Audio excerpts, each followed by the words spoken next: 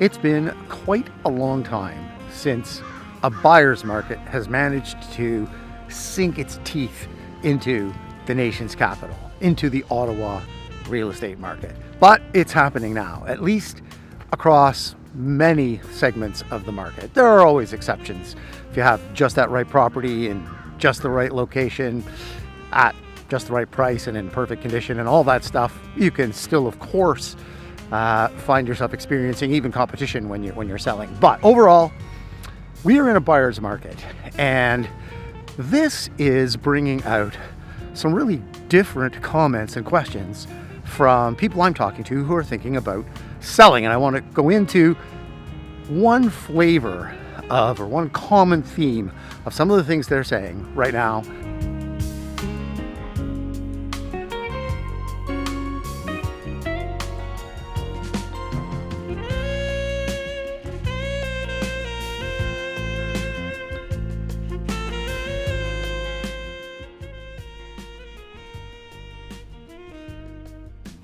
So here's a couple examples of what I'm talking about. One seller that I met with earlier this year owns a property that has tenants in it. The tenants are not near the end of their initial lease term, so if someone wants to buy the property and move into the property, they won't be able to do so for 6, 7, 8 months. So the seller said to me, I was thinking it would be a good idea to sell it to an investor who wants tenants. And hey, I said, hey, that's a great idea. I mean, we have to look at how much demand is there for that. Are you willing to take the necessary time, because it's a smaller, niche market? It may not sell as fast, but in principle, great idea. Then they said, well, given that target market, we were talking to this other agent who says that he specializes in working with investor clients, and he has a whole network of investors. Another seller that I talked to this year has a property that is not tenant occupied, just a regular property. They'd like to sell it. And we sat down and we talked about the ins and outs of, marketing and negotiations and offer strategy and staging and presentation and positioning, all this kind of stuff. And, the services I'm going to provide and what they should be aware of.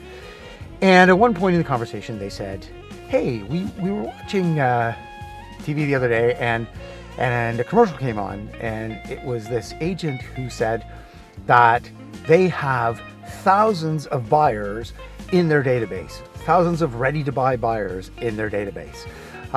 Should we be talking to someone like that? What is that all about? Do you have thousands of buyers or a whole bunch of buyers in your database ready to go? Those two sellers are both getting at a common underlying notion or idea about how the market works. And that idea is based on a misconception.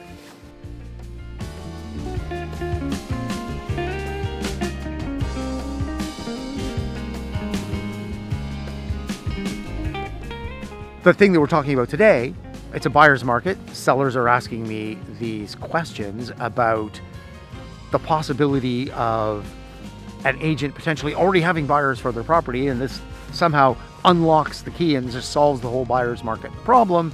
They can get sold right away and no problem.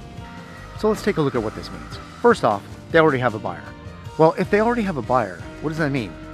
That means that buyer is their client, because in this business, the real estate business, if a real estate agent is working for a buyer or a seller, then that person is their client, and we have a fiduciary responsibility to do our level best to do everything to protect our client's interests. So you're now talking to someone who already has a buyer for your property. That buyer is their client. That is the person they are serving. They will want all of the terms, the closing date, anything that gets found in an inspection and how that gets dealt with, anything that gets found in the condo documents, how that gets dealt with, dealing with the property manager, dealing with the terms of the tenancy if you already have a tenant in there, negotiating the price, all of that, all of their behaviors. If you sell to this buyer, that agent is going to be doing everything they can to make all of those things work out in their client's best interest. What's the chance that all of your interests perfectly align so there is in fact no conflict of interest? It's unlikely.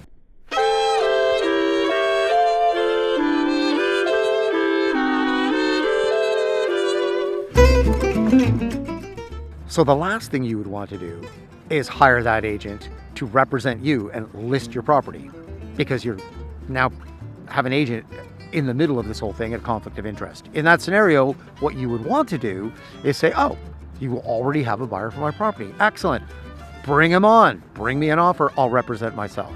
Or I'll hire a lawyer. The lawyer will represent me. Or perhaps I'll find a real estate agent, and even though I'm not going to have that agent market the property, maybe I'll just pay them a fee to represent me in negotiating and managing the transaction. But it certainly doesn't make any sense at all to hire this agent to list your property. So if you have an agent saying to you, oh, I already have buyers, I already have this network of investors, I have a database of buyers, don't hire them to represent you, because they are representing the buyer. If they really do have that buyer, why do they need to list your property in the first place? They should not be even bringing up the possibility of listing your property. They should be thrilled that they have found a great property for their buyer client. That's their job, is to find them the right property. They just did. They just told you, I've got these investor buyers, I've got this database of buyers, they're just right for your property. We're good to go. I'm so excited I found your property. Don't put it on the market. We'll bring you an offer right away and we'll get this done. That's how that should play out. And the corollary to that is this. If this agent has a database with thousands of buyers ready to purchase, my first question to them, your first question to them might be, well, we're in a buyer's market. We're in a buyer's market. The definition of a buyer's market and what makes it a buyer's market is the fact that there are tons of properties on the market that no one seems to want to buy, or at least not buy very quickly. You've got all these buyers. There are all these properties available. Why are you failing so badly at finding properties for this great huge list of buyers that you've got? And if there really are that many people in your database alone, so many that want to buy, how have we created a buyer's market? Because it seems like you've got an awful lot of demand there with all of these buyers. So I'm starting to sense that something doesn't quite add up about this database of buyers. The bottom line is this. When you are thinking of selling, even in a difficult buyer's market where it might be a slog, you're going to, even if you hire a great agent who knows what they're doing in marketing properties, knows how to negotiate, is going to expose it properly, position it properly, present it properly, stage it, all that stuff, you might still have a hard time selling. But sometimes you just have to deal with reality. The bottom line is that you should not be looking, it should not be your criteria, in your criteria of hiring an agent, that they already have a list of buyers for your property. You should be hiring them because they're going to do a great job of marketing your property to attract all of the potential buyers for your property.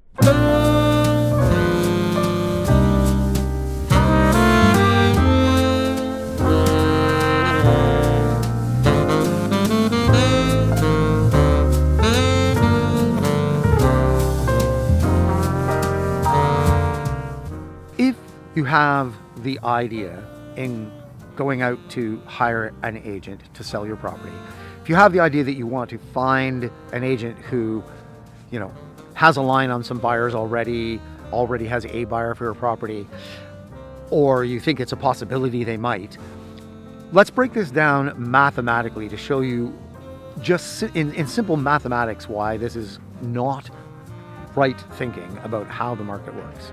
In Ottawa, there are about 4,000 real estate agents. And this year, or most years, there are going to be 20,000 transactions or fewer completed through the MLS system that we use. Those 20,000 transactions represent 40,000 clients because there are 20,000 buyers, 20,000 sellers. There's a buyer and seller involved in each transaction. 4,000 agents, 40,000 clients, buyers or sellers. That means there are approximately 10 transactions, 10 clients per agent in the city. So when you have decided that you want to find, or one of the questions you're going to ask when you're hiring someone to help sell your property is getting a feeling of whether that agent already might have a buyer for your property and what's the chance of that happening. Remember that there are going to be 40,000 transactions. That agent will be involved in probably 10 of them. Even if you find the agent who's going to do 100 transactions, half of those are going to be for buyers and half for sellers. So maybe they have 50 buyers they're going to work with. Out of the 20,000 properties that are going to sell, what's the chance that one of their 50 buyers is going to be the perfect fit for your property? You're 1 out of 20,000. They've got 50 out of 20,000. You've got 1 out of 20,000. Do the math, and what's the probability that those line up? It's not high. It approaches 0. It can happen, but even if it is going to happen, do you want to just default to that, or just allow that person to buy your property without even exposing it to the other 20,000 buyers who are going to buy? There's a good chance a few more of them might be interested in your property, and you might do better by having more than one buyer show their interest. So if you take anything away from this video today, I want you to take away the fact that many of the practices in the business, if you think them through critically, just simply don't make sense. And many of the preconceptions you have about what you should look for in hiring an agent to represent you buying or selling are not actually based on how things really work, and certainly not based on what is in your best interest. So I hope this was helpful. If you did like the video, then please, by all means, like the video, or more importantly, subscribe. I'll see you in the next video.